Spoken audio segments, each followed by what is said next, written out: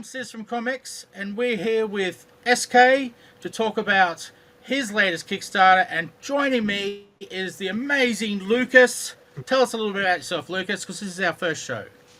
Okay, I'm Lucas, also known as LA Kime. I'm the founder of Free for Comics, which is a little indie comic book company based in Brisbane, Australia, which I hope to be a big company eventually.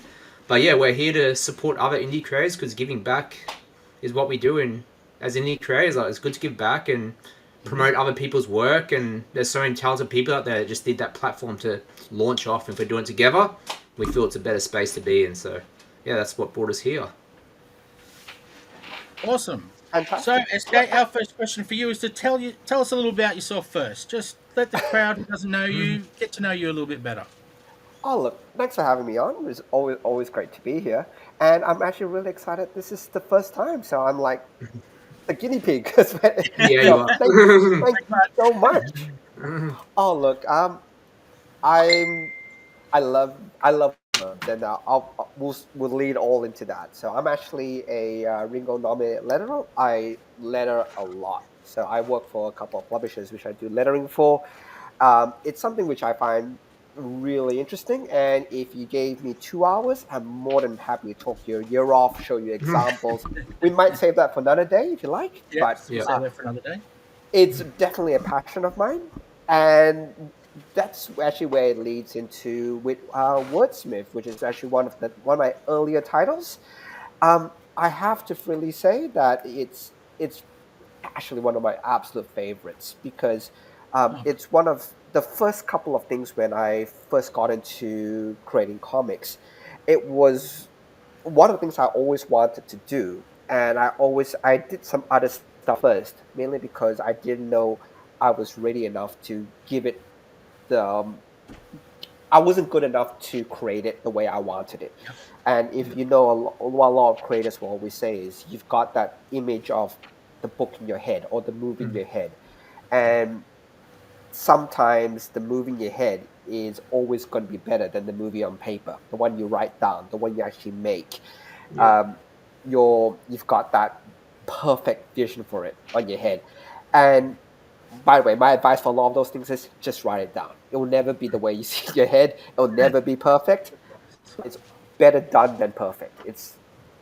Yeah. So I got the year before that. I actually was a Ringo nominated creator for Fractured Shards. So Oh, they wow. invited me up to Baltimore for the ceremony, which was a lot of fun. I didn't get to go.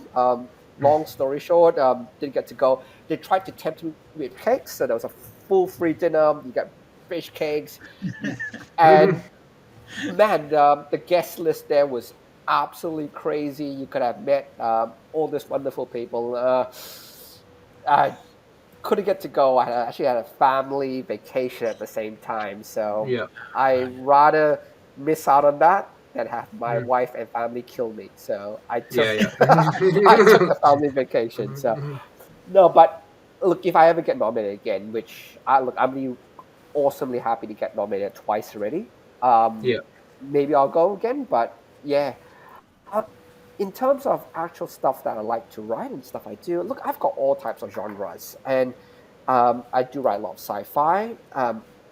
Like I said, I've worked with a lot of different publishers, and yeah, no, it's fantastic. I think in terms of a medium, comics is definitely my favorite medium, and if somebody says, "Oh, use the comic as a storyboard," I would Mm. go, "No, you're not my friend anymore," because Mm. comics are so different to storyboards.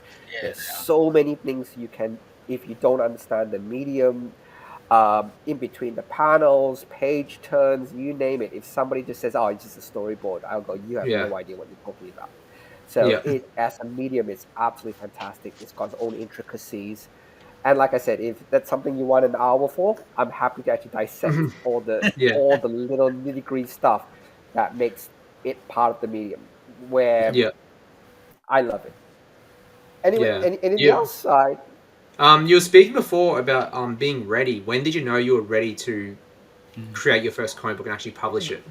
You're never ready. I'll Yeah. absolutely call it. I'll Yeah. look.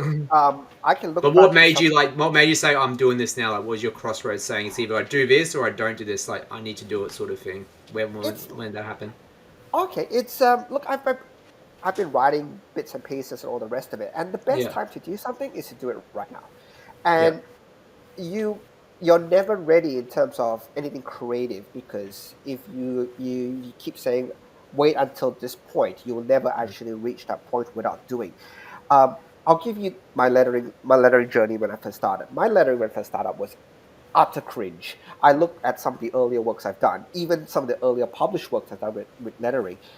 I can't look at it. I'll absolutely call it. I cannot look at it because I'll go look at that error there. Look at that. How could she put that Yeah. there? And even my writing, like um, I'll give you an example of say some of the writing stuff. Like I when I write comics, one of the things I always try to think is it has to read almost like a movie or a TV series. Narration is a really easy mechanic that people use, but it's also very a little bit, how do you say, it makes it sometimes too easy. If you, Yeah. for example, rather have a speech bubble like a narration over someone's head saying, "I feel very sad today." Yeah. Just draw the guy looking sad, or Yeah. a lot of times you find that um, you can if it's one of the few mediums where you actually want to cut the words down, you want to cut the panels down. And Mm. when I look at my original stuff, I'm going, oh my god, Yeah. how did I get that through? But I also understand that if I never did that, if I never if and that's why I'm always thankful for a lot of the people who have come on the journey with me, who have supported me. They bought Mm. the like librarians helped out. Like both of you, I know have also supported me, so thank you very much. But Yeah. if it's people who come on the journey with me, that you go next time it will be better, Yeah. and the next time it will be better still. And I can honestly say, like, this was with Volume 5, it is so much better than what I did before. And we're Yeah. not even talking story wise, we're talking Yeah. technical delivery, quality, like, and even story, the dialogue. It's like stuff I'm going. I remember writing some dialogues. I feel very sad right now. I'm going, oh God, I actually wrote that as a line of dialogue. That's the most. That's nobody says I feel sad. It's you. I Mm. used to, I don't know the words for it, but if you know what I mean, it's there's so much better that you could do, and I was never ready, absolutely never ready. And so my best advice will always be: doesn't matter if you're ready, just do it. Yeah.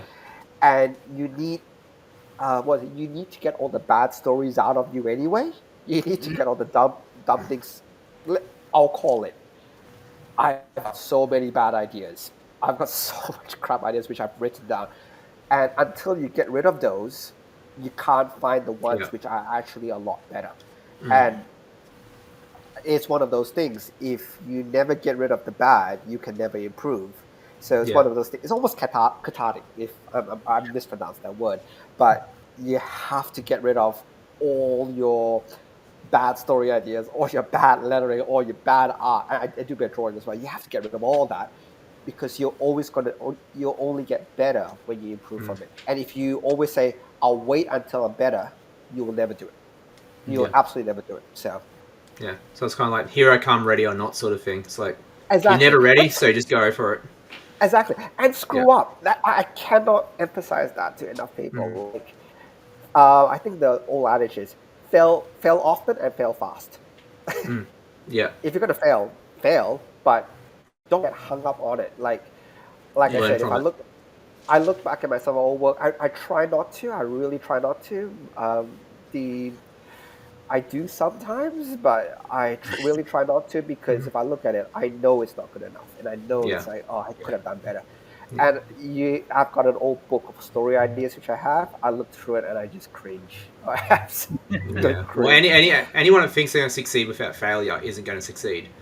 Yeah, Exactly, exactly. absolutely, Yeah. exactly. All part of the Okay. journey. So yeah. Yeah. Yep. Cool. Well, I'll ask a question now. Let's get on to wordsmith, because that's what this is all about. Yep. We're Yeah. trying to promote your Kickstarter for you. So, what makes Wordsmith stand out in the fantasy genre, given its steampunk elements and so forth? What do you think makes it really appeal? I love the world. You've got me to one of my favorite topics, the world building, and especially the world building in terms of Wordsmith. So the whole concept behind Wordsmith is, and we'll talk about what the world building aspect of it is. It's very much how people react to words. That's the absolute premise of it.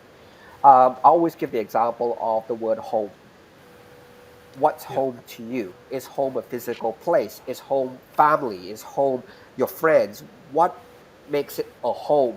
Is it a building? Like a particular word has so many different meanings to so many different people. And that's where conflict comes from. And that's why I absolutely love it that this little wordsmith, Victoria, she creates words for people and she thinks it's going to affect them a certain way. And instead, it affects them something totally different. And that was the whole concept, which I really love. I'll explain my favorite word so far. It came in book 2 and 3. Victoria was asked to make the word brave, and she couldn't do it. And then they said, "Why can't you make the word brave? The word doesn't exist." And they're going, "What do you mean? Brave doesn't exist?" Well, if you're brave, let's say, I'll give you an example. Like if you're, especially think about when you were a kid and you go to the swimming pool and you have the diving board and you see someone just run off the diving board and jump and he tumbles down a meter or two into the water. And everyone says, "Oh, he's so brave, he can do it." That's not brave because he's not afraid. Okay. Bravery has to come where you overcome fear. If you're not afraid of something, you're not being brave. If you weren't afraid, you would run up that diving board and jump it 100 times. That's not being brave.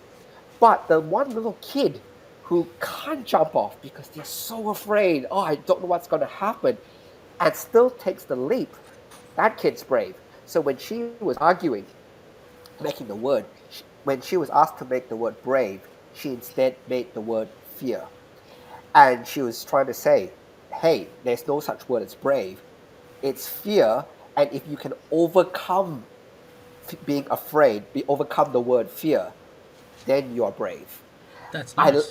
and that's the type of stuff I love to play with, and that's the whole world. Like it's playing with that.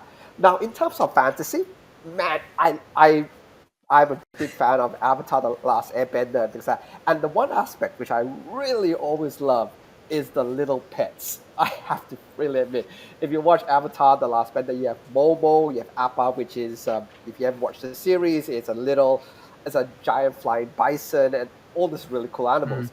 And I'm going, if I'm going to make something, there has to be cute animals in it. So I made a Yeah. little cute dragon. I have a little red panda. I haven't introduced the sloth character yet. There's a little baby sloth who's going to come further down the track. But I really love the aspect of the little animal helpers, like the whole Disney animal helper thing. And I made sure they all have different personalities, and it's all a lot of good fun. Um, the reason why I chose steampunk, and if you ever go into the different punk genres, you've got each genre of punk has its own themes involved. I'll give you an example. Uh, Cyberpunk, for example, is usually dystopian. Government is big brothers watching, blah blah blah. It's very very dark. Cyberpunk on the whole. There's something I don't know if you know. Have you heard of the term diesel punk, which is very much Yeah. World War II? Oh, okay. Because if you think of, Yep. it's where the all the punks come from the power source. Like diesel punk is if you use diesel fuel, it's very it's usually set in war scenarios. It's really a bad situation. Steampunk is actually really fun because steampunk is usually set early Victorian, like early England Victoria type era, first steam engines. What actually makes that era a lot of fun? It was actually the era of invention. That was just after around the time of the industrial revolution, where everybody thought anything was possible. If you can think it, you can invent it. And there were a lot of occupations around the time where what's your occupation? I am an inventor. Like, imagine how cool would it be to go back to that time, as you said. And it's also a very optimistic era Hmm. because you were inventing stuff. It's cyberpunk is not optimistic. I'll just call it out. It's horribly pessimistic. But steampunk as a genre is actually a very optimistic genre. And if you look at how a lot of the characters are, I wanted this to be a little bit all ages. Actually, I didn't write it as an all ages book. I actually wrote it that kids, anybody can read it, but I wrote it as there's no blood, there's no gore, no nudity, and things like that. Yeah. But Yeah. so I removed all that elements from it. But the whole point would be it's written for people to enjoy, but I didn't write it down for kids. It's still the story is still the same. It deals with words and concepts, but it's not simple concepts to deal with. So back to your original why steampunk? Because it's a happy. It's very inventive. It's very optimistic, and I wanted a world like that where it was a much happier world. And I purposely chose the world building for it to be happier than that. Look, I've done a cyberpunk book, and that's people getting killed, murderers, serial killers, and Yeah. it's really dark and technology's taking over. Steampunk isn't that way. Steampunk is always happy, and I wanted. It's my happy book. I don't know if you guys can pick it. It's my absolute happy book. That's awesome. Nice. That's awesome. Yeah. I might throw one question before I let Lucas go. Yeah. You talked about the words giving different emotions, all that sort of stuff, depending on who reads it. How did you come up with that concept to make words and people be affected by them differently? Where did that come from? Where in your brain did that come from? Look, I speak a couple of languages, and it's Okay. always been fun. Like, like for example, where I come from Malaysia, so the national language of Malaysia is Bahasa Melayu. I went to Chinese school. I speak English as well. So a lot of words have total different meanings between cultures. I'll give you an example. And in Malay, there's something called makan angin. In Chinese, it's sek feng. In English, it's eat wind. Now, eat wind has no meaning in English. Absolutely no meaning in English. Doesn't make sense. In Malay, what it means is, it's like, do you want to go out? Because it's implying you're leaving the house and you're eating the wind. It's kind of like, hey, let's go out, have some fun. You say to a group of friends, hey, Right. all of us, let's go eat the wind. It's implied you guys go have fun. In Chinese, if you said to somebody in Chinese to eat wind, you actually call them crazy because you can't eat the wind. So you're doing something that's crazy. So you must be crazy. So all these words have all these different connotations, and I absolutely. And one thing is English, in terms of the vocabulary, there's about 100,000 English words, give or take. Um, in Chinese, there's only about five to 8,000. So the English vocabulary is about 20 times larger than the Chinese vocabulary. What does that mean? Context and words in Chinese mean so much more. The same word, if I put a different prefix, different suffix, different whatever, it changes the meaning entirely. Even in the way you say it, inclination, it changes it. Now, the word is the same, but a particular word can have 6, 7 different meanings just based on where it's sitting or even what situation I use it. And wow. and when I was growing up, especially in Chinese, I loved that as a concept. And I was always thought about, hey, how do I bring that concept up to English words? And with English words, it's exactly like I told you. It's understanding a lot of the etymology behind certain words, as well as what the word means to different people. And I like that. I Yeah. absolutely love it. Like it's a really fun concept. And man, if you ever dig into certain words, and I always used to use the word example of say the word no in terms of what it means to different people. No means so. Saying no to a toddler can start a temper tantrum. Saying no to somebody else can break their heart. But sometimes saying no is a respectful boundary which you protect yourself in. it's still the same word, but god damn it, the emotions that come from the word no, it could be crazy. You know Yeah. what I mean? I love it. That's the whole concept behind wordsmith. That's That cool. words have a lot of power to them. Yeah. I So like would that. you say Wordsmith is an educational book? Uh, no. No. Yes Okay. and no. Yes and no. Yeah. Okay. Um, yes and no. Because like me, I'll me, say me being me being dyslexic, when I think of like Wordsmith, the kind of book would be something that I would have needed through school. Would have helped me a lot with like understanding words and stuff and languages. Like there's like an it area teaches you a there lot where of I see context. that. Yeah. Yeah. So I don't know if you guys, from where you are, but in different states of Australia, that's what they call the Premise Reading Challenge. So New Yeah. South Wales has it, Victoria. I think Queensland has it as well, if I'm not Mm. mistaken.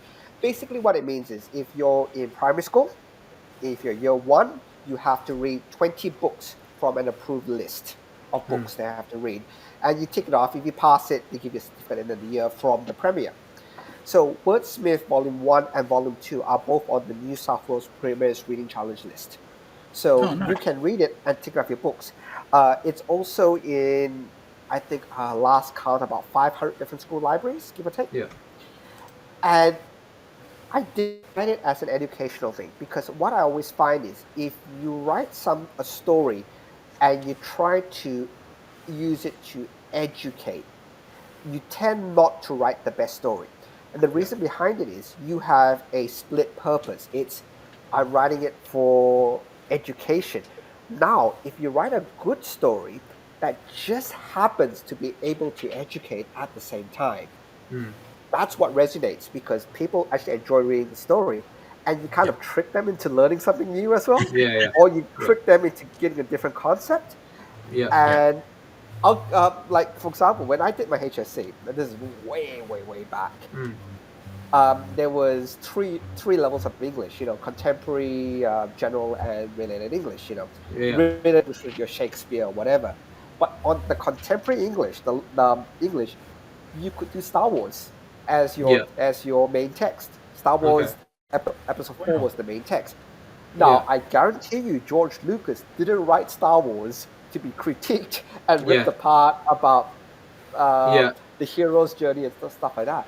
But because it's so enjoyable, when people critique it, it can be used as an educational purpose.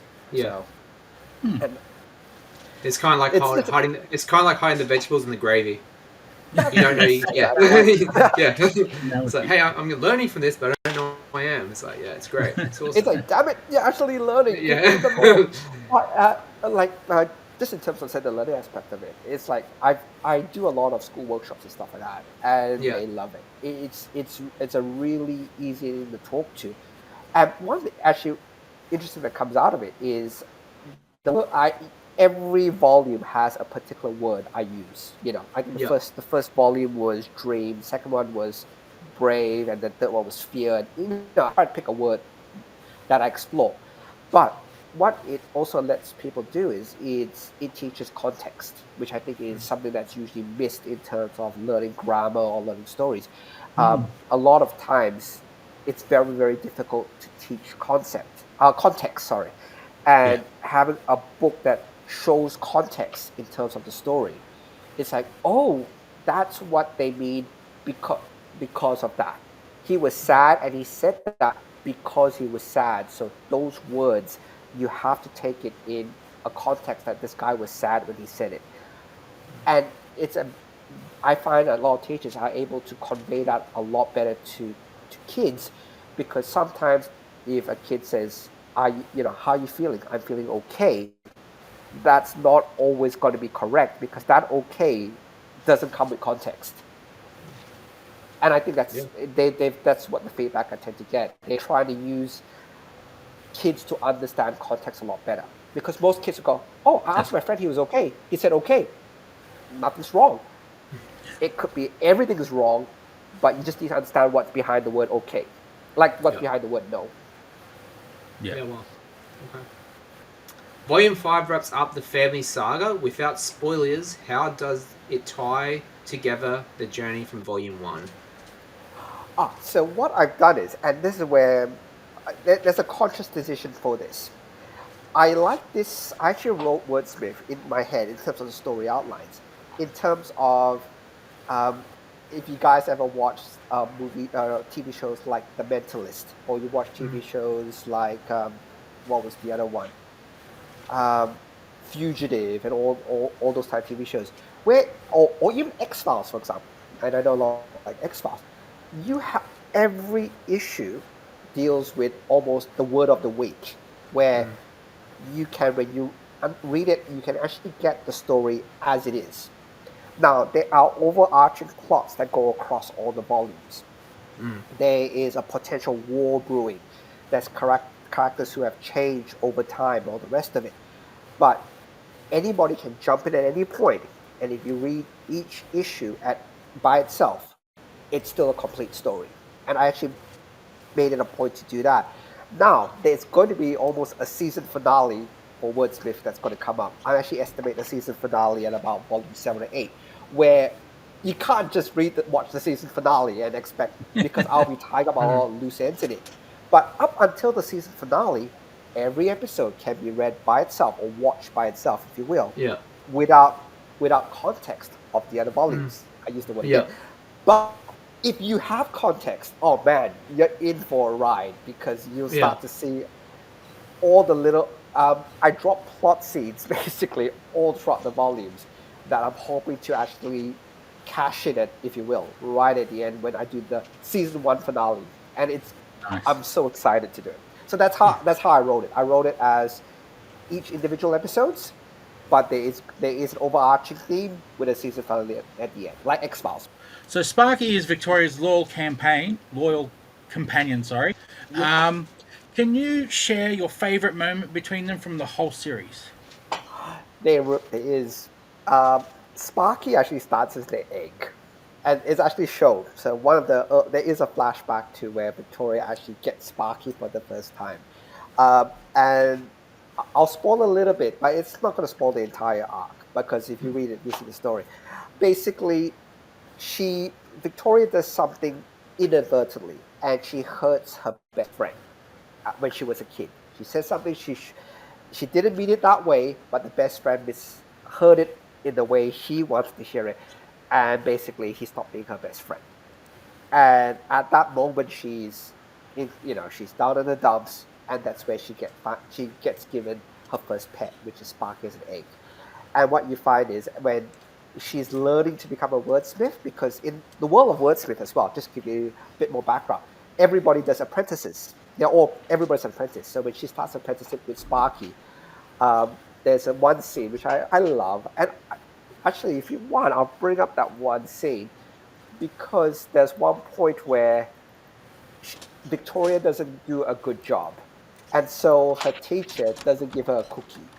But then Sparky decides to, you know what? I'll share my cookie with her, but it's But look, the main thing would be is Sparky is almost Victoria's enabler, and I didn't want Sparky to, in terms of writing dynamics, I didn't want Sparky to be her conscience. The don't do this, whatever. I wanted her to be almost a partner in crime, and I think that's something that is kind of missed a little bit especially when in all ages books, that you tend to have the Jiminy Crickets, that don't do this, it's not the right thing to do, or whatever.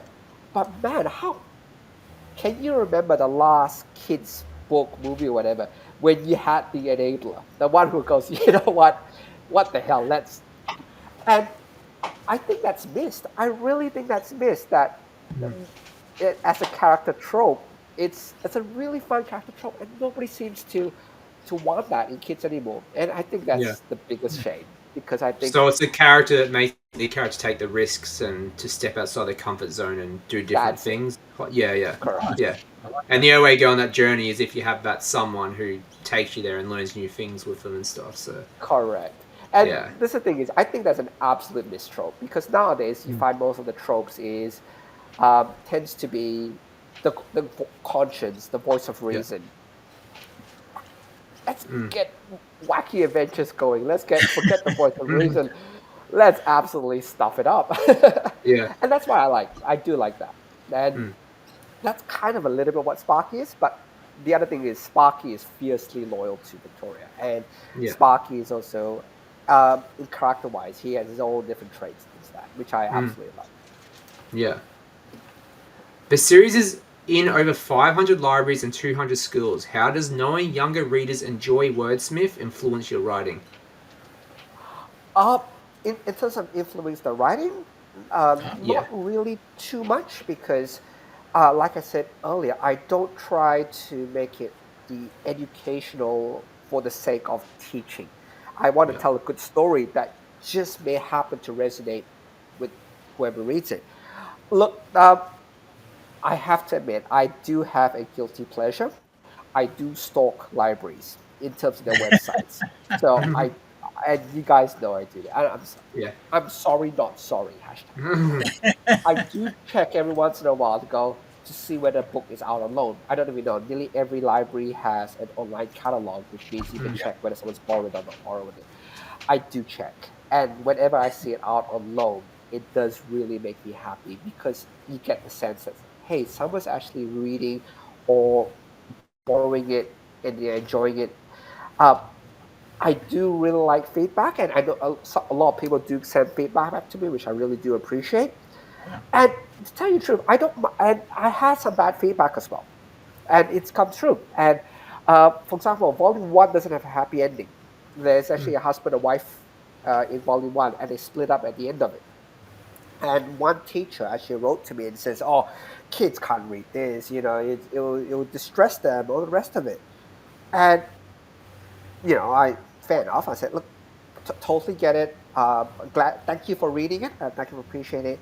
But then you get the reverse of some of the teachers going, "I love it. I love that you broke them up at the end because kids don't always have happy outcomes in the end, and too many stories will show always, hey, look, I split these two couple. This couple had an argument in the beginning.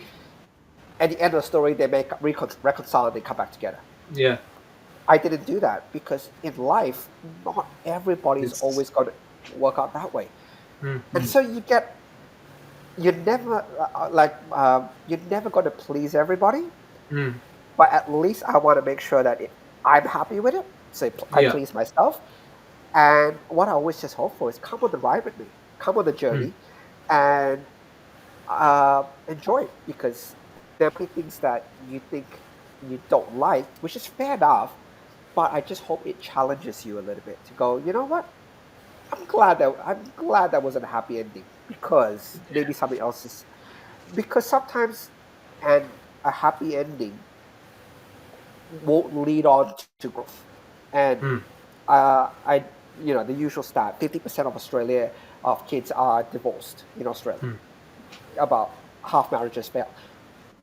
It's happening, and just because there's a split, it doesn't mean that you're still not going to get your happy ending in the end. You're still going to grow from it.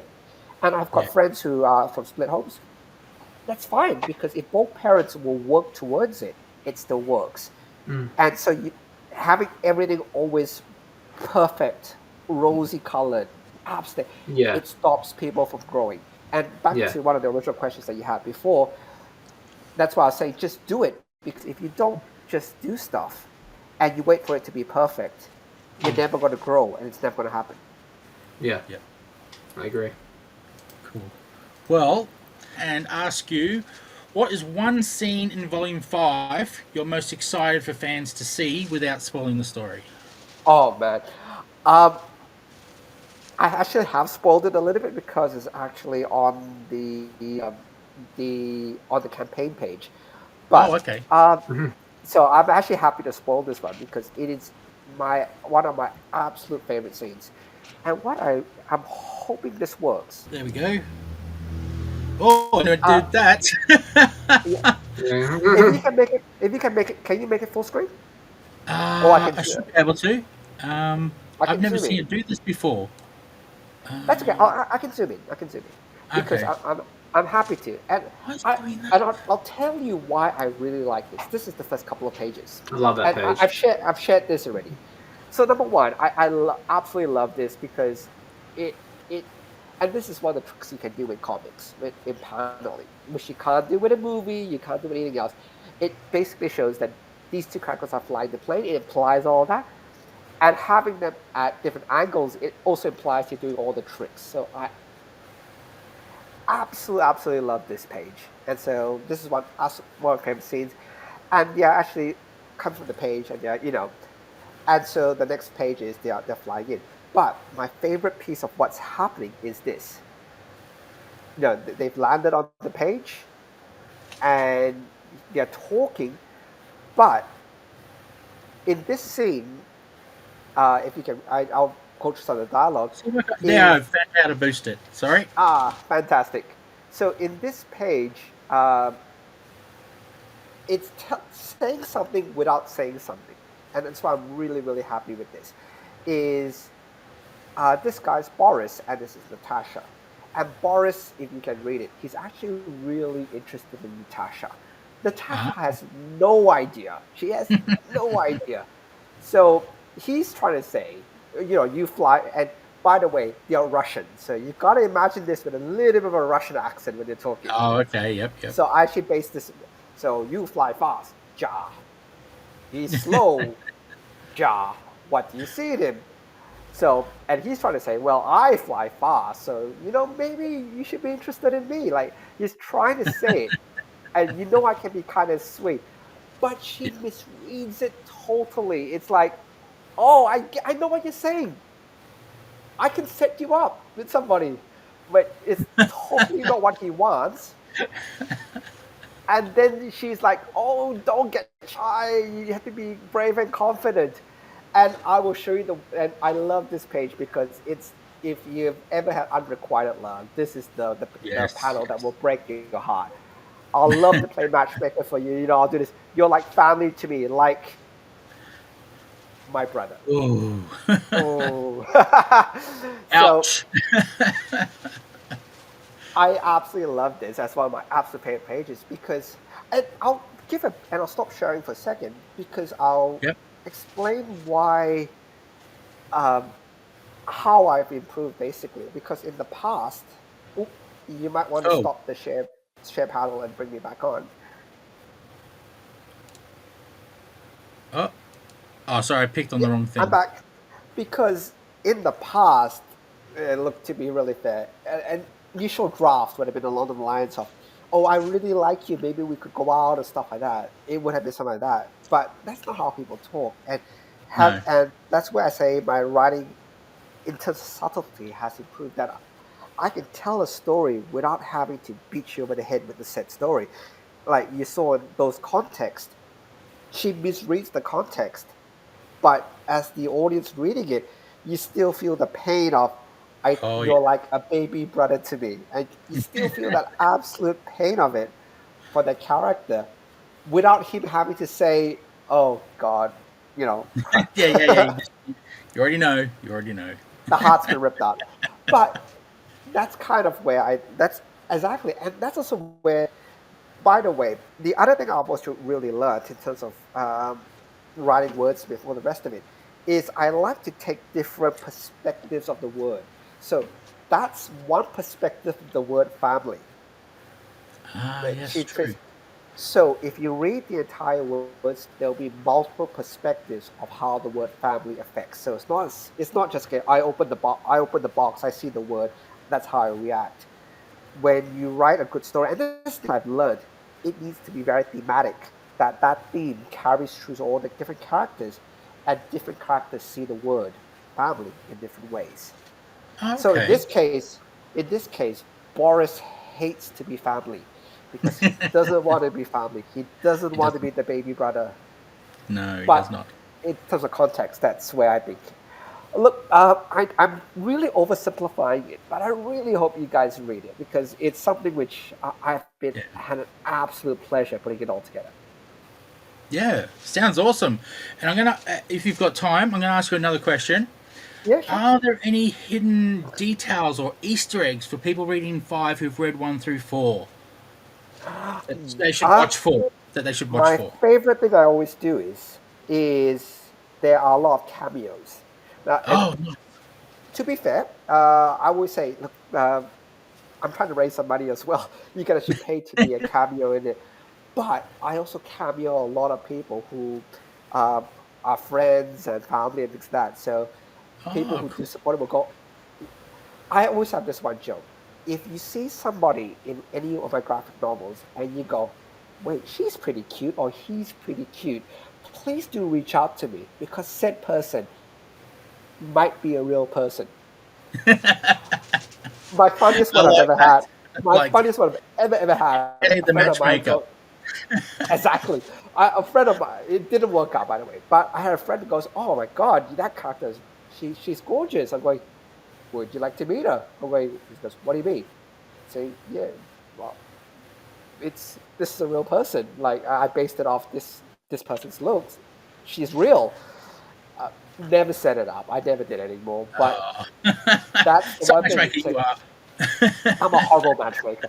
But if you fall in love with somebody in my graphic novels, they might be a real person. Reach out and see what happens. I like that. I like that. Okay, that's awesome. Well, we are here to promote your Kickstarter. So instead of you, how can readers help spread the word about your Kickstarter and ensure that it reaches its goals or its stretch goals, I should say, because Yeah. it has already reached its goal quite well. So, what would you say to that? Oh, look, the main thing is word of mouth is absolutely key.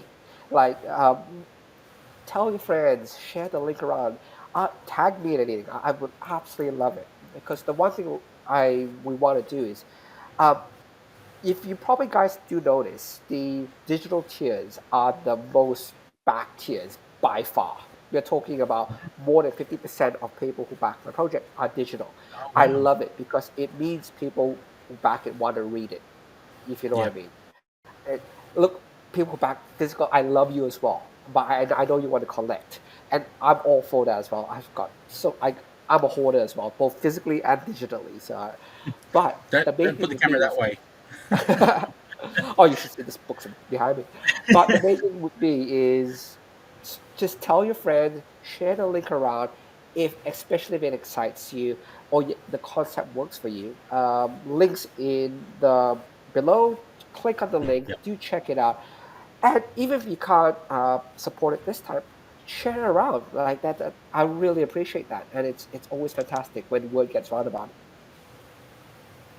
Awesome. And we will end on what's the most rewarding part of creating Wordsmith over the year? Look, the feedback, 100% Yep. the feedback. It's when people come back to me and they say, and it's the good and bad. I don't mind. It's if I have made a reaction out of you, good or bad. I think that's important, and I absolutely love it when people come back and say that part grabbed me this way, or that part really I don't resonate with, and that's absolutely fine, because what it meant is it actually reached you on some level, and the worst comment you can really get back was it was okay. It Oh, really yeah. is because it meant it, it meant nothing to you really. But the Right. comments when I get back with people, I loved it, or like I told you, one of the teachers came back to me and says, I hated how you didn't reconcile the Yep. couple in the end. That's absolutely fine because it just meant that it worked for you, or didn't work for you Yeah, in yeah, that yeah. case. But more importantly, it actually made you enough to come back to actually reach out to me. So I always encourage. The one thing which I haven't done, and I've made it a point that I would love to do a proper letters column. Uh, Oh, I yeah. just I just haven't really got around to it yet, and a Mhm. lot of people who do, and I actually did do a letters column sort of, uh, but there is an issue. This is more a privacy legal issue that because it goes to a lot of school kids. I always make sure that I can't just publish a kid's words or names without Oh, and it actually makes it a little bit more tricky to do letters because the feedback I tend to get are from schools. from schools. Yep. That makes So sense. That makes sense. they write to the teacher. The teacher then sends me the feedback, and I usually ask the question, "Can I use this feedback?" And I usually get the answers, "It's for you. You cannot publish the feedback because Oh, yeah. it's kids' feedback." Bummer. But it is, but I love getting the feedback. It's just that I can't share it with you, and that actually breaks my heart a little bit. I would love to share so much of the feedback I get. Yeah, that'd be wonderful. But yeah, the things are what they are. So what I'm going to do is show the Kickstarter. This is what you'll be looking for at the time of the recording. $14,157. That's how popular this is, and there's a good reason it's popular, because these are excellent books. So, SK, is there anything you want to say about the Kickstarter? And I'm on the wrong page here. No, that's the right page. Look, thank you very much for having me on. Please do check it out. I do ramble a bit. I'm not the best salesperson. I just hope if you look through the page, if it excites you enough, I just hope you can support it or help spread the word. It's really much appreciated. Awesome. And we shall end the show on the video. Let's hope this works.